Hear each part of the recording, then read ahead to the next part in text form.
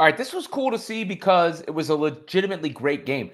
Maybe not if you're the New York Liberty, but for any viewer who was tuning in and wanted to see what the WNBA was about and what the WNBA Finals were about, I think they had to come away with a great experience, right? Like, a huge comeback, a historical comeback. Courtney Williams, a 4-point play. Defisa Collier, big plays. Brianna Stewart, not so big plays, missing a free throw, missing a layup. Nonetheless, star power in that sense, and the pure basketball of it all. Like this, we've sort of, and I've prefaced this as a Hoopers fan series, no drama, and it didn't need it to bring in the audience, which was pretty awesome. I mean, you look at the numbers, and it's the most viewed game one ever, the most viewed game one on record. You have to go back more than 20 years to see a higher viewed WNBA Finals game of any kind. It jumped over 300,000 from last year, or about 300,000 from last year. 1.1 million viewers, peaking at 1.5 million. Last year, game one was in the 700,000s. So that's pretty impressive. And it's a pretty big deal.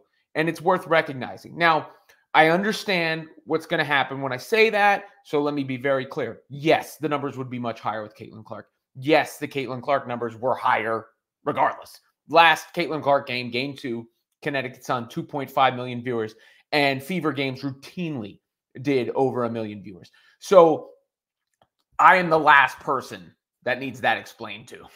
Okay, what Caitlin Clark has done for the league, what she would do if she was still around, what the difference is between her and everybody else. But everybody else is up. And yeah, that's why if you've heard me talk about it before, I framed it as pleasantly plummeted or fell to new highs, because that's exactly what's happening. And if you look at a chart of the WNBA Finals viewership, this chart was courtesy of Sports Media Watch. In their article, they wound up putting this chart online. Let me actually find a better version of it for you real quick. Hang on. Sports Media Watch put these numbers out online, and you can see it right here, year by year. All right, so 2018, 2019 was pretty low. They were a little higher before that. It wasn't until 2022 they got back to the numbers where they were sitting at 2015, 2016, 2017. 2022 to 2023 was a big jump. 2023 to 2024 was another big jump. I mean, you're looking at numbers that have doubled since 2022 in just a couple of years. So that is really cool to see. That is proof of that rising tide lifting all boats. And it is proof that some of the new fans have stuck around to watch the product that they were introduced to for whatever reason. A lot of them through Caitlin Clark.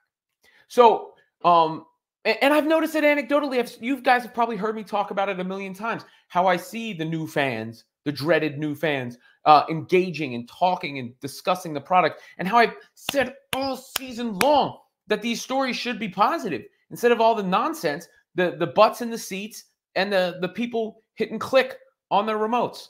But regardless, it was just cool to see, because Liberty-Lynx was a genuinely great basketball game, should be a genuinely great basketball series. And generally, as series go on and the games get more important with a team facing elimination, the numbers also tend to go up. So hopefully that's the case here as well, considering it's been a season where everything in the WNBA has headed in that direction. Some of it more explosive than others, but it's still all the way up.